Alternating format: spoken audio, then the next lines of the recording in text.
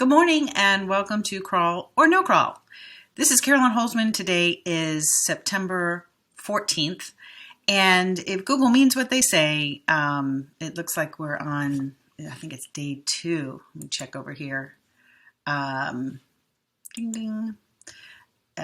Yes. So it looks like day 2. Now, today is a test day. So if it's a Wednesday, new content is being launched, update or not. Now, what happened was everything happened. The new page was published, the request for crawl was made, and the crawl was confirmed. Also found some new content that was findable by its keywords. And it was, last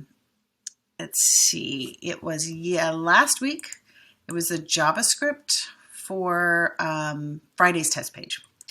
So that's interesting. So that's why it's split today. This is the log, and you can find this log on American Way Media. I'll put the link in the description.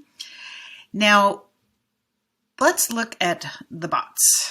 Now, if you recall, Monday I was saying that it looked like they had taken the weekend off. Like these numbers here are really, really low. And then you look at yesterday, and it kind of looks like they kind of called in sick for this week.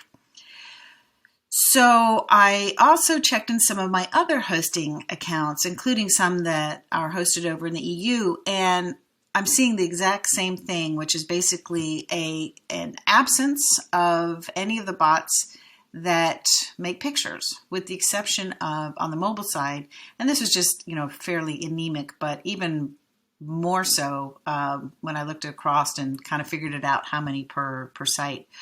So I would say this is very interesting. So what do these numbers tell us? Now, normally, let's say over here on the mobile side, normally you look at these things and they crawl new content, right?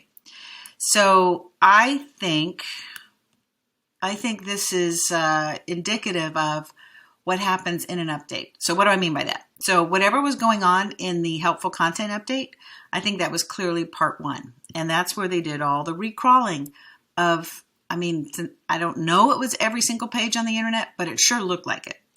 And you figure that was a lot of resources that were spent on that.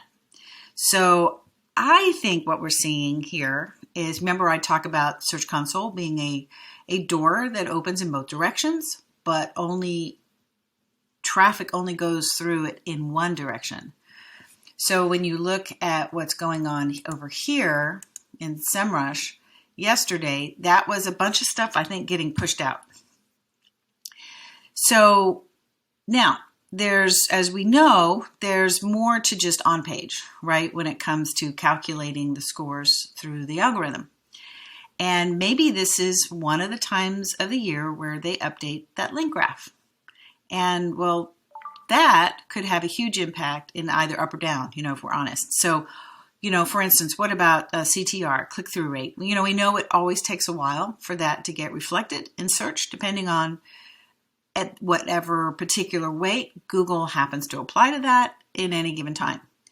And also, for those of you who perhaps are a bit jaded, like me, we're in the run-up to Q4. And you know what that means. It's the annual bloodletting, where big brands and their backlinks get a huge boost, and mid-level to small brands to small business get clobbered because they don't have that kind of authority. And I'm saying authority as another way to say backlink relationships.